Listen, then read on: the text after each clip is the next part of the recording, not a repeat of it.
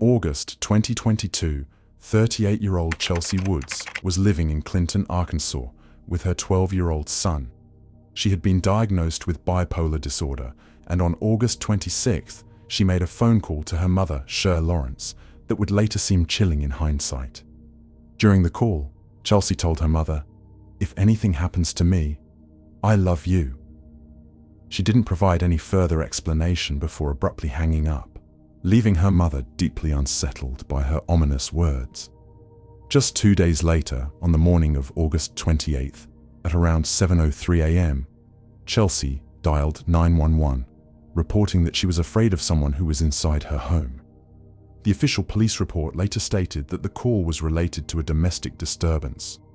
Witnesses would go on to describe Chelsea as appearing deeply distressed and confused. Suddenly, without warning, she ran out of her home and into the surrounding woods. When officers arrived at the scene, they were informed that Chelsea had fled into the forest. They were able to locate her and attempted to speak with her, but she insisted that she would only talk to a specific officer who was not present at the time. The officers also noticed that she was carrying a large, sharpened blade. When they informed her that the officer she requested was unavailable, she took off once again, running deeper into the wooded area. For the next hour, law enforcement attempted to calm her down and reassure her that she was safe, urging her to return home. However, Chelsea refused to believe them, and she managed to evade them entirely. That moment would be the last confirmed sighting of her. 3 days passed with no contact from Chelsea. Her aunt, growing increasingly worried, called the police and requested a welfare check at her home. Officers arrived at Chelsea's house and were met with an alarming sight. The front door was standing wide open, yet the house was empty, except for her pet cat. This discovery deepened concerns about her well-being. A more extensive search was launched, leading authorities to find some of Chelsea's belongings, including her driver's license, purse and a few other personal items, discarded in an area not far from her home. Investigators combed through the surrounding woods, searching for any trace of her, but nothing further was ever found. The case remains shrouded in mystery. A $5,000 reward has been offered for any information that could help solve Chelsea's disappearance, yet no solid leads have emerged. To this day, no one has come forward with any credible tips, leaving her loved ones desperate for answers. Chelsea Woods is described as a 5'9" tall woman, weighing approximately 180 pounds, with brown hair and brown eyes. She typically wears eyeglasses, though it is unknown if she was wearing them at the time she went missing. Unfortunately, there were no confirmed reports of what she was last seen wearing. Nearly 2 years have passed, and investigators remain baffled. Chelsea seemed to vanish without a trace, leaving behind a string of unsettling events. The most haunting detail is that she reported being afraid of someone inside her home, yet no suspect or person of interest was ever identified. What she wanted to tell the specific officer she requested remains a mystery. Her family continues to hold out hope that one day she will be found, and that they will finally get the answers they so desperately seek.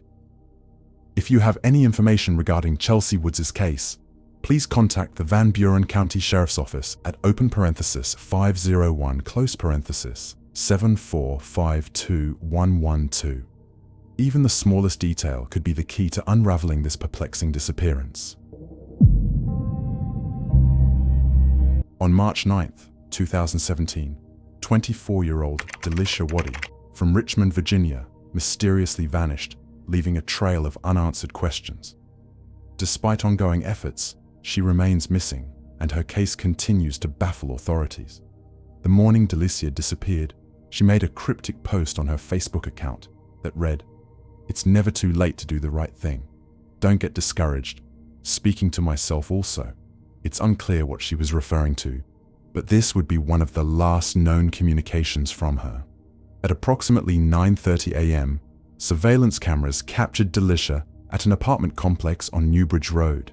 She was seen getting into her SUV and driving away. Nothing in the footage appeared unusual, and she seemed to be acting normally.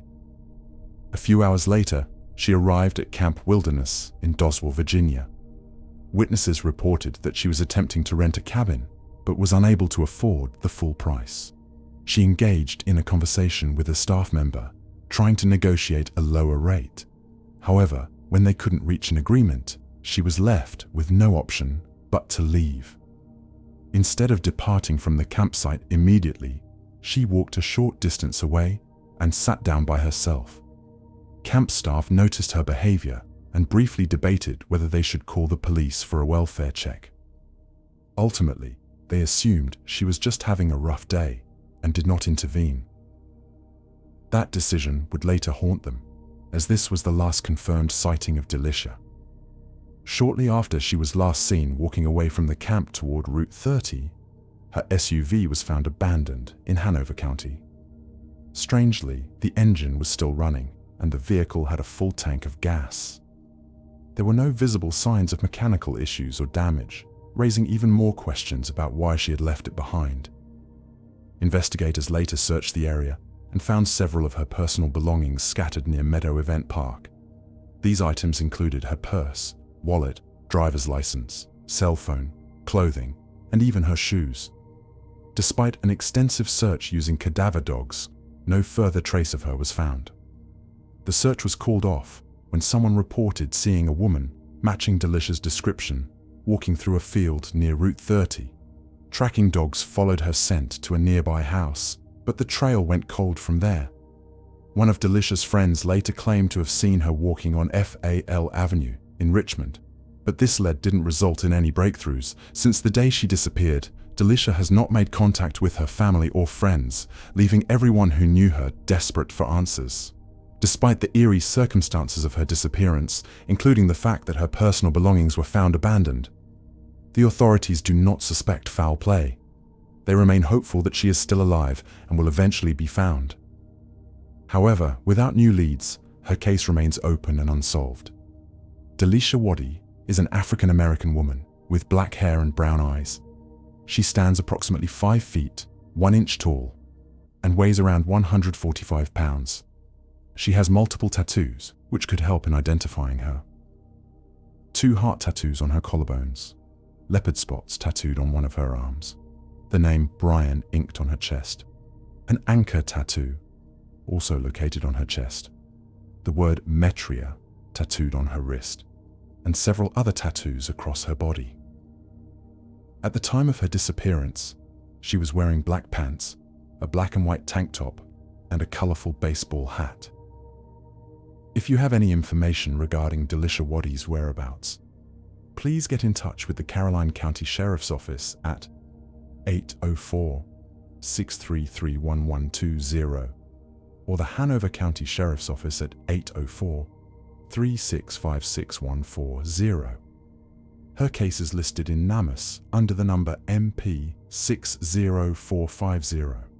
No matter how small, any information could be crucial in bringing DELICIA home. If you have seen or know anything about her disappearance, please don't hesitate to contact the authorities. At the time of her disappearance, 41-year-old Jamie Allen had been living in St. Charles Parish, Louisiana, for many years. However, after the devastation caused by Hurricane Ida, she was forced to relocate to Harahan in April of 2022, as she was unable to secure a new place to stay. On May 28th, Jamie exchanged text messages with her daughter Callie. Unbeknownst to them, this would be the last time Callie would have any contact with her mother. That same day, Jamie was involved in a single vehicle car accident in the 5700 block of River Road. Witnesses reported seeing her walking away from the crash site at approximately 9:30 a.m. Later, some of her belongings, including her cell phone and purse, were discovered on a bicycle path near Williams Boulevard in Kenner. It remains unclear why Jamie abandoned her phone, as authorities could have tracked her location had she kept it with her. The area where her belongings were found was searched extensively, but no significant clues were uncovered. A close friend of Jamie later stated that she had a strong bond with her family, particularly her children, and would never willingly leave them behind. She often worked multiple jobs to support them, making her sudden disappearance even more alarming. Since Jamie's purse still contained cash when it was found, authorities do not suspect robbery or foul play in her disappearance. Her phone was sent to a lab for forensic analysis, but the results were never publicly disclosed, leaving many questions unanswered. Additionally, investigators noted that Jamie's prescribed medication was found at her residence.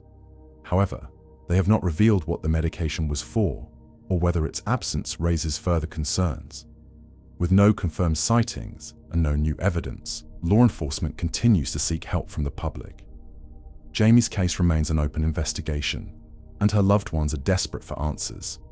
Many speculate that she may have suffered a head injury in the crash, causing disorientation, but she never sought medical attention or reached out to anyone for assistance, including the police. Jamie is described as having brown hair and brown eyes. She stands between 5 feet 8 inches and 5 feet 10 inches and weighed approximately 120 pounds at the time of her disappearance. Anyone who may have seen Jamie or has information about her whereabouts is urged to contact the Harahan Police Department at 504-737-6380. Alternatively, you can reach out to Sergeant Drew Deacon at 504-737-9763. Any tips received will be thoroughly investigated. Jamie's case number in the NamUs database is MP96129.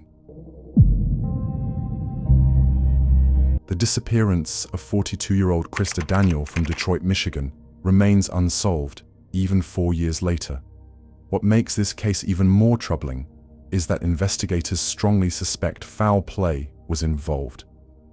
KRISTA was a devoted mother of 5, and just a month before she vanished, her family suffered a heartbreaking loss. Her husband passed away. Her loved ones describe her as an intelligent, compassionate woman who always cared for others. There are very few confirmed details about KRISTA's disappearance. However, it is certain that on April 22, 2020, at around 7:30 p.m., she was seen on CCTV footage at Olar's party store. After leaving the store, KRISTA walked across 8 Mile Road, which wasn't unusual. This was the route she typically took to return to her home on Hawthorne Street. But she never made it back. When her family couldn't reach her, they grew increasingly worried and reported her missing to the Detroit Police Department. During the investigation, it was revealed that KRISTA had gone to the store that evening to collect money from a family friend. She had told her loved ones that she would be right back. Authorities have not disclosed specific evidence, but they have publicly stated that they believe KRISTA is no longer alive. They suspect that while walking home, she may have been confronted by someone, forcibly placed into the trunk of a vehicle, and driven to an unknown location. KRISTA's mother shares this belief, convinced that her daughter was targeted, murdered, and her body hidden. She has also expressed her frustration, believing that someone in the local community knows what happened, but is too afraid to come forward. In one instance, KRISTA's mother spoke to someone who claimed to have information about the case. She tried to get them to share what they knew, but they refused, saying they were too scared to talk. To this day, it remains unknown what details they were withholding. Although foul play is strongly suspected, investigators have yet to uncover solid evidence to confirm it. They continue to hold on to hope that someone will eventually come forward, perhaps even anonymously, so KRISTA's family can finally get some answers. KRISTA Daniel is described as having graying hair and green eyes. She is 6 feet 4 inches tall, and, at the time of her disappearance, weighed around 130 pounds. She has several distinguishing features, including a tattoo of the name Charlie on her right ankle, a cross with roses, a mole above her left eye, and scars on her left arm and abdomen. When she was last seen, KRISTA was wearing a teal-colored coat, a brown hoodie, blue jeans, and brown boots. Her hair was tied back in a ponytail, and she was carrying a blue bag. Since that evening, there have been no new leads, no sightings, and no evidence discovered to explain what happened to her. The case has gone completely cold. Authorities are urging anyone with information about KRISTA's whereabouts or the person responsible for her disappearance to contact the Detroit Police Department's 11th Precinct at 313-596-1410.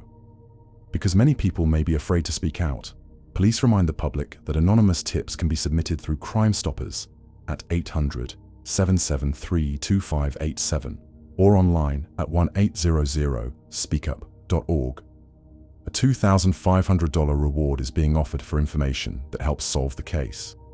KRISTA Daniels' NamUs case number is MP 71568. On April 17, 2023, the Marathon County Sheriff's deputies were called to a scene where an Apple iPhone was found abandoned in the cul-de-sac of Ringle Avenue. Upon investigation, officers discovered that the phone belonged to 47-year-old Tara Jane Sullivan, a realtor who lived in the village of Weston, Wisconsin, and worked for Realty One Group Haven. The following day, authorities went to her residence to return the phone, but Tara was nowhere to be found. As they checked the home, the officers noticed something odd. The garage door had been severely damaged, as though a car had backed into it while exiting. Apart from this damage, the house seemed normal, but Tara was missing. Some of her belongings were scattered around, adding to the mystery. Local law enforcement agencies were immediately alerted to help in the search for the missing woman. Later that afternoon, a white 2017 Buick Enclave with the custom license plate Matty 63 and registered to Tara was discovered on the side of a road near Highway 29 in Shawano County. This location was about 30 miles from her home. The car was unoccupied and there were no signs of a struggle, with the keys left in the cup holder. Tara had disappeared without her purse, which contained her ID, credit cards, and cash. Search teams, including canine units and drones, scoured the area, but no additional clues were found. Authorities learned that Tara had ties to the Fox Valley area, though there was no evidence to suggest she had traveled there. The whole situation became more suspicious due to the damaged garage door, leading investigators to question whether she left on her own or was possibly abducted. Unfortunately, her case remains unsolved. Adding to the perplexity, investigators examined Tara's phone for any messages or clues that might indicate where she had gone, but they found nothing unusual. The phone contained just a couple of brief conversations with contacts, but there were no messages that could point to her whereabouts. Attempts to contact her family were unsuccessful, as Tara wasn't particularly close with them. She also had an ex-partner, but he was ruled out as a suspect. Further investigation revealed some surprising details. Tara had been working as a realtor for 10 years, specializing in vacation homes. Her Zillow profile mentioned that she loved outdoor activities like snowshoeing, hiking, and biking. However, investigators found that her realtor license had not been renewed, and she hadn't shown any homes recently. Her social media profiles also showed that she was religious, but not affiliated with any local churches, which raised more questions. Another strange detail emerged when police learned that the state crime lab never swabbed Tara's car for DNA evidence. According to a police captain, the decision was made because they didn't know who had been in the car during the past year. Swabbing would likely have mixed the DNA, offering no useful results. However, detectives had already noted that Tara had led a private life with no close relationships or pets at the time of her disappearance. At the time of her disappearance, Tara had strawberry blonde or red hair, green eyes, and stood at 5 feet 7 inches with an estimated weight of 128 pounds. Since then, her hair color may have changed, and authorities have continued their search for any leads. If anyone has information about Tara Sullivan or knows her whereabouts, they are urged to contact the Marathon County Sheriff's Office at 715-26-11200, option 5, to speak with an investigator. Her case number is 230-01228. Michael Patrick Shaw was working as a teacher in Indonesia when, in December 2011, he met a woman named Atin. Their relationship quickly blossomed, and before long, they were married. Over the years, they built a life together, welcoming 4 children and raising them in Indonesia. In 2019, the family relocated to Myanmar. The following year, they moved to the United States, settling in Washburn, Maine. For a while, their life there seemed peaceful. But that changed on September 8, 2021. Atin, who was 33 years old at the time, suffered from a condition that sometimes caused her to have intense emotional outbursts. She was deeply aware of how this might affect her children, so during these episodes, she often chose to leave the house for a while to protect them. During one such episode, she posted pictures of herself in Bali, looking relaxed, and remained active on social media. According to her husband and family, no matter where she went, she never stayed away for more than a month and was always posting updates online. However, something about this particular disappearance felt different. In the weeks leading up to her vanishing, her social media accounts had gone completely silent. There was also no activity on her bank account. It was later discovered that in August of that year, Atin had spoken to her sister about looking for a new job. She had previously worked at a few different places, including a pizzeria and as a house cleaner, but she was hoping to find something better. That same month, she had a casual conversation with her mother and sister. Then, without warning, she stopped responding altogether. In October, Atin's father grew increasingly worried and decided to contact her husband Michael to ask where she was. Michael explained that Atin had left the house in September to go shopping, but never came back.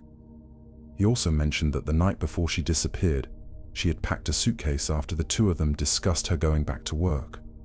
However, Michael said that after their talk, the tension had eased, and they had spent the rest of the evening watching movies before heading to bed. He reassured Atin's father that she would probably return soon to pick up her belongings before leaving again. But as the weeks passed, she never did. By November, Michael became more concerned. Since they had an agreement that if she was ever gone for more than a month, he would report it, he finally filed a missing person report with the Washburn Police Department. As the investigation unfolded, troubling details came to light. Authorities found no evidence that Atin had traveled anywhere. There was no record of her flying back to Indonesia, no activity on her passport, and no sign that she had been staying anywhere else. Additionally, she did not have a driver's license or a vehicle, making it unclear how she would have left town in the first place. The case remained at a standstill for years. When Atin's father reached out to Michael again in 2023, he was told that she was still missing. Michael speculated that she must be missing the children, as she had previously told him that she wished they were old enough to understand why she behaved the way she did. He also suggested an unusual theory. He believed she might have been involved with another man and could have gone into hiding under a different identity. Despite no new evidence emerging, Atin's family remained desperate for answers.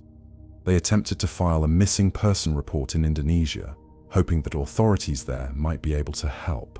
However, they were told that since the case originated in the United States, it fell under the jurisdiction of the Attorney General's office. They were advised to hire a private investigator, but for unknown reasons, that never happened. To make matters worse, Atin's family has since lost contact with Michael, leaving them with even more unanswered questions. In 2024, a renewed interest in the case led evidence response technicians and detectives from the Major Crimes Unit to search the Shaw family's residence. It remains unclear what prompted this new investigation, or whether anything significant was found. But one fact remains: Atin is still missing. She is described as an Asian woman with black hair and brown eyes. She is approximately 4 feet 9 inches tall and weighs around 110 pounds. One of her most distinguishing features is a noticeable birthmark on the top of her nose. Anyone with information about her whereabouts is urged to contact the Maine State Police at 20774-38282. Even the smallest tip could help bring answers to a family that has been searching for them for years.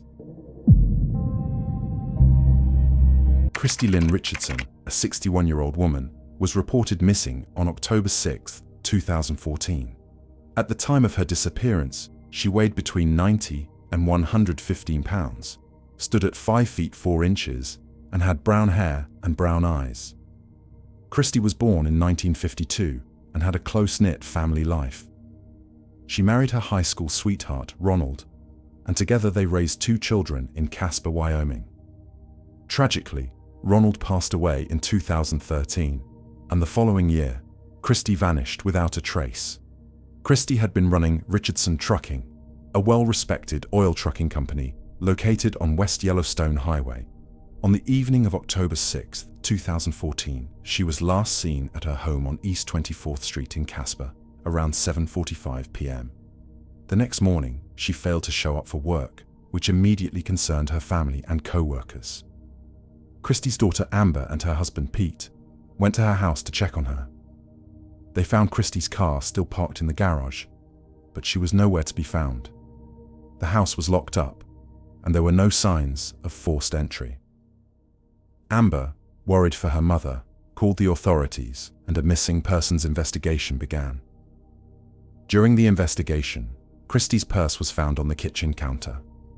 Inside, it contained $700 and her identification. However, her cell phone was discovered underneath the bed. Although the cash was untouched, there was something noticeably missing: KRISTI's garage door opener. Additionally, the bedsheets had stains of an unidentified substance, later suspected to be some sort of bodily fluid, which investigators believe could be an important clue. Phone records showed that KRISTI had received a routine call around 7:45 p.m. on the evening of her disappearance, but she did not answer another call that came through at 11 p.m. Authorities narrowed down her time of disappearance to somewhere between 7:45 p.m. and 11:30 p.m. As the investigation progressed, things took a surprising turn when financial records from KRISTI's trucking company were examined. Authorities uncovered a series of love letters from an employee named Bud Boyles. Upon receiving the first letter, KRISTI informed her husband, who confronted Boyles. Despite this, the letters kept coming, and KRISTI never reported the ongoing situation to the police. However, she had saved all of the letters, which were found in Boyles' employee file. It was later discovered that Boyles had quit his job at the trucking company just days before KRISTI went missing. KRISTI's children revealed that she had become increasingly fearful of Boyles in the weeks leading up to her disappearance. Boyles was questioned multiple times, but he maintained that he wasn't in the area the night KRISTI disappeared. Phone records showed that Boyles had not been in the neighborhood before 8 p.m., but his whereabouts after that time were unaccounted for. Although no direct connection between Boyles and KRISTI's disappearance was ever made, investigators agreed that the love letters, coupled with his escalating behavior, pointed to a possible obsession that may have played a role in her vanishing. Authorities concluded that KRISTI's disappearance was suspicious, with strong indications of foul play. In the wake of her disappearance, her family offered a $250,000 reward for any information that could lead to the discovery of KRISTI or the person responsible for her disappearance. At the time she was last seen, KRISTI was wearing denim capri pants, a solid color shirt, and flat shoes. It's possible she was also wearing a brown University Wyoming cowboy sweatshirt with a bucking horse logo on the back. Anyone with information regarding KRISTI's whereabouts or any leads on the person responsible for her disappearance is urged to contact the Casper Police Department at 307-235-8202. MARSHA Ellen Brantley was born in Illinois in 2000. She later married DOWNEY Brantley, and together they moved into a house in Cleveland, Tennessee, one that had been built by her parents. That same year, both of her parents tragically passed away from cancer, leaving MARSHA with a large inheritance. With financial stability, She helped her husband start a handyman business and left her job as a housing director to focus on her true passion, writing young adult novels. During this time, she maintained a blog called The Magpie's Nest, where she shared details of her daily life, her love for writing, gardening, and outdoor activities. In 2007, MARSHA and her friends founded the Thunder Rock Writers Group, a community for aspiring authors. However, just 2 years later, in 2009, MARSHA mysteriously vanished. The exact timeline of her disappearance remains unclear, with reports suggesting she went missing sometime between June and July. At first, no one reported her missing. Her husband, DOWNEY, claimed that she had left voluntarily. The couple, who had no children, lived together in the Wood subdivision with their 3 foster dogs. In the months leading up to her disappearance, MARSHA seemed to be struggling. In early 2009, she confided in friends, saying she felt exhausted and couldn't get off the couch. In April, she visited her hairstylist and mentioned that her husband's business was failing, putting financial strain on them. She scheduled another appointment 6 weeks later, but never showed up. On June 2nd, MARSHA made her final social media post. After that, she was never seen or heard from again. Her absence became noticeable to neighbors. Her once vibrant garden was now neglected, the flowers turning brown. More concerningly, she was no longer seen walking her dogs. In July or August, DOWNEY told a neighbor that he and MARSHA were in the process of getting a divorce. Despite this, no one officially reported her missing until November. It wasn't DOWNEY who filed the report, but her concerned hairstylist, who contacted the Cleveland Police Department. When investigators began looking into her disappearance, they discovered that MARSHA had left behind almost all of her personal belongings, including her cell phone and car. Phone records later revealed that she likely vanished sometime between June 2nd and early July. As authorities dug deeper, suspicion quickly fell on Donnie Brantley. Their marriage had been struggling and financial troubles were mounting. His handyman business was failing, and MARSHA's inheritance had been keeping them afloat. With their funds depleting, tensions between them were growing. In 2013, DOWNEY was arrested and charged in connection with MARSHA's disappearance. However, due to a lack of physical evidence, the charges were later dropped. To this day, no crime scene has been identified, and no remains have been found. While authorities strongly suspect foul play, there is no concrete evidence proving what happened to MARSHA Brantley. At the time of her disappearance, MARSHA was described as 5 feet 8 inches tall, weighing approximately 125 pounds.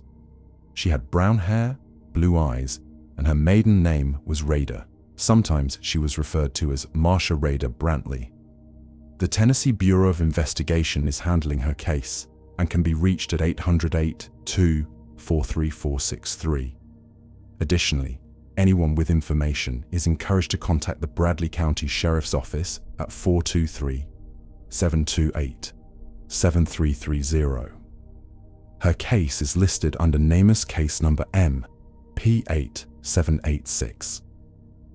Years have passed, yet MARSHA's disappearance remains a mystery.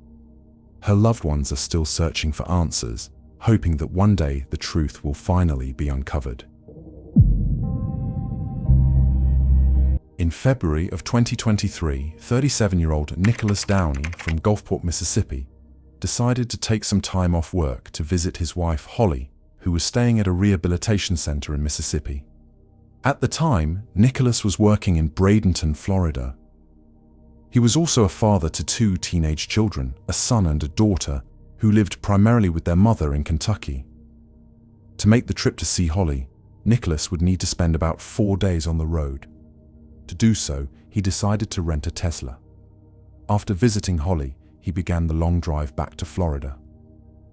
Along the way, he noticed that the Tesla's battery was running low, so he pulled over behind a McDonald's restaurant in Marianna, Florida, to charge the car. CCTV footage from a nearby area captured a Tesla pulling into the charging station. A person, believed to be Nicholas, got out to plug the car in, then got back inside and drove away.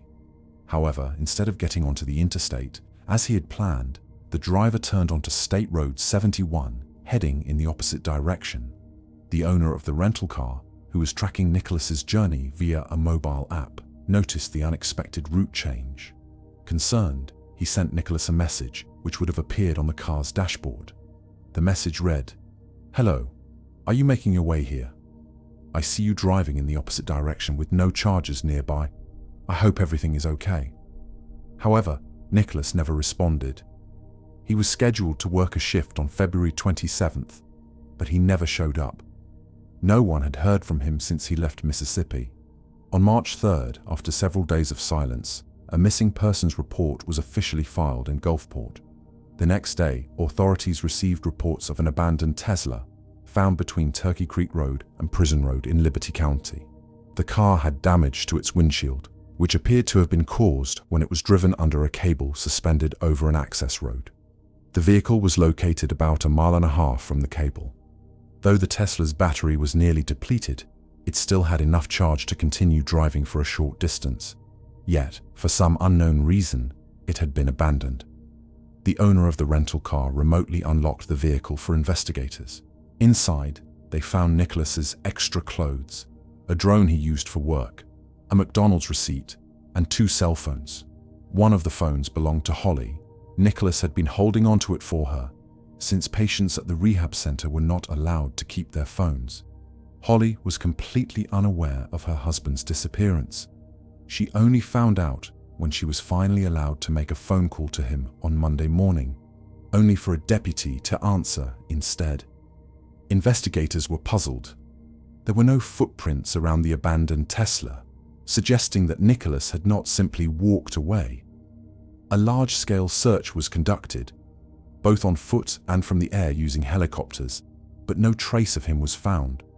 Many aspects of this case remain unexplained. Some believe that Nicholas may not have been alone when he left McDonald's that night, but this remains only speculation. Nicholas Downey is still missing. He has brown hair, hazel eyes, and a distinctive tattoo of an anatomically correct heart on his chest. Unfortunately, authorities do not know what he was wearing when he was last seen. If you have any information about Nicholas's whereabouts, please contact the Liberty County Sheriff's Department at 850-643-2235. Even the smallest lead could help bring answers to his family. 70-year-old David Moffett, a resident of Center Township, Michigan, mysteriously vanished on September 29, 2023. However, this wasn't the first time he had gone missing. David suffers from Alzheimer's disease, which makes him prone to confusion and disorientation. Just 2 weeks before his disappearance, he had wandered away from home and was missing for nearly 13 hours. When authorities finally located him, they discovered that he had been asking strangers for a ride to Rogers City, a place where he had no known connections. Even more puzzling, he told some people that he lived in Petoskey, despite never having lived there. His family believed that he had likely forgotten to take his Alzheimer's medication, which may have caused him to become even more disoriented. That incident ended with him being found safely, but when he disappeared for the second time, the outcome was far different. To this day, David has not been found. On the morning of September 29th, at approximately 10 a.m., David left his home to take his dog, Stella, for a walk. Unfortunately, he did not bring his cell phone, which could have helped track his movements. His wallet and ID were later found inside his house, meaning he had left without any form of identification or money. When he still hadn't returned home by 3:30 p.m., his family grew increasingly worried and reported him missing. Given his medical condition and the fact that he did not have his medication with him, there were serious concerns for his safety. A friend of David later reported seeing him walking along Levering Road and Larks Lake Road at approximately 4:30 a.m. that day. However, that was the last confirmed sighting of him. Days passed with no sign of David, but then something unexpected happened. Stella, his dog, returned home, alone. She had been missing for almost a week, and while she appeared weak and tired, she was otherwise unharmed. After being fed and allowed to rest, Stella led investigators to a location beneath a set of power transmission lines. It was there that they found her footprints, giving them some idea of the route she and David had taken before he disappeared. Hoping to find more clues, search teams, including over 100 volunteers and search dogs, scoured the area thoroughly. Unfortunately, despite their best efforts, no sign of David was ever found.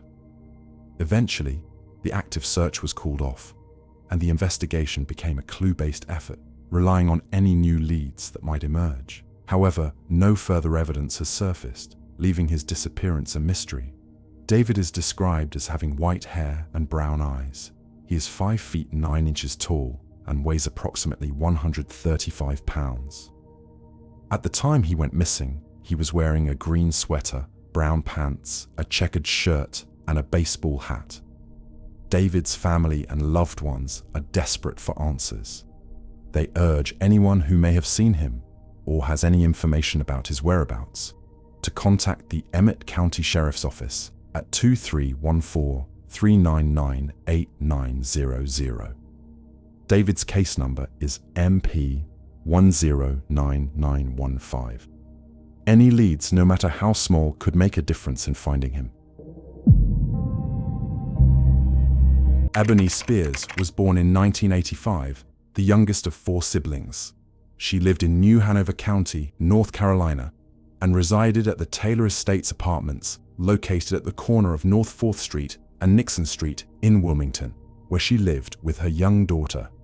Despite facing serious health challenges, EBONEE was a devoted mother and a strong-willed woman. In 2015, she was diagnosed with lupus, a chronic autoimmune disease that causes the immune system to attack healthy tissues. She was on medication to manage her symptoms, but in the months leading up to her disappearance, her behavior reportedly became more erratic, a change that remains unexplained. On January 14, 2016, EBONEE met up with her boyfriend and parents at the Wilmington Police Department parking lot, located on the 600 block of Best Street, just a few blocks from her apartment.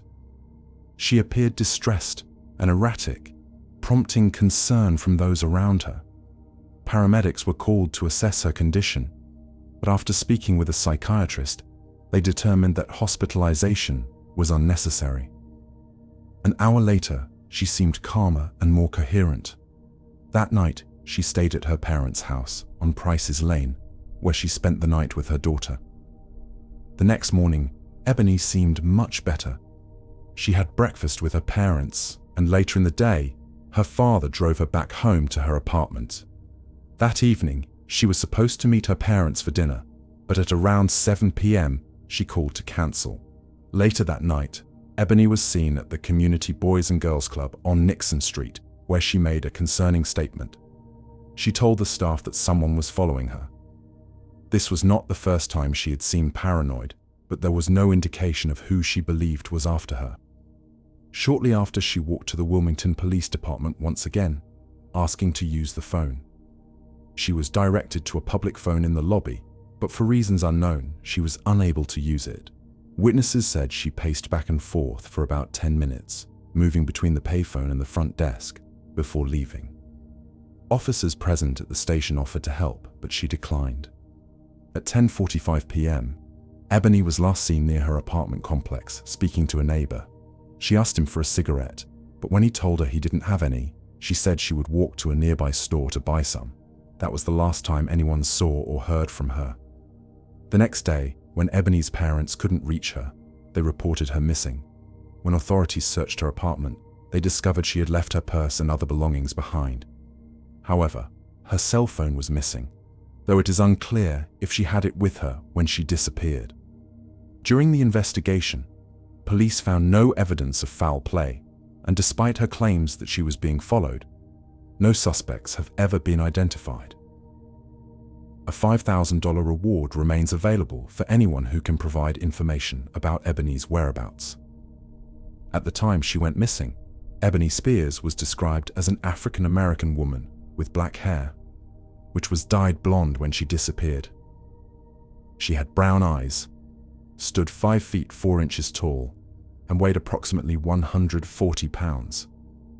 She had a tattoo of a rose on her right shoulder and a butterfly tattoo on the top of her right foot. Ebonee Spears' disappearance remains a disturbing and unsolved mystery. If you have any information about her whereabouts or the circumstances surrounding her disappearance, please contact the Wilmington Police Department at 910-343-3600. The agency case number is 2016-001807.